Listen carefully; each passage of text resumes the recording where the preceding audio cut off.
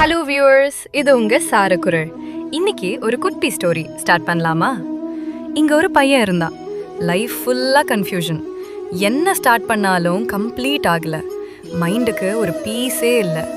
ஒரு நாள் ஒரு பாட்டி சொன்னாங்க, டே, லைஃப் பூரா ஓவர் திங்க் பண்ணாத, கொஞ்சம் ட்ரஸ்ட் வை.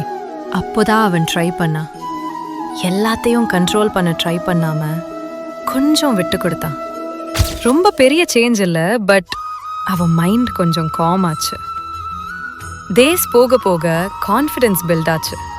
லைஃப் ஸ்லோவா சேஞ்ச் ஆச்சு. அப்போதான் அவன் புரிஞ்சுக்கிறான், லைஃப்ல ஸ்ட்ராங் ஆகணும்னா மணியோ லக்கும் மட்டும் போதாது. கொஞ்சம் இன்னர் ட்ரஸ்ட்டும் வேணும்.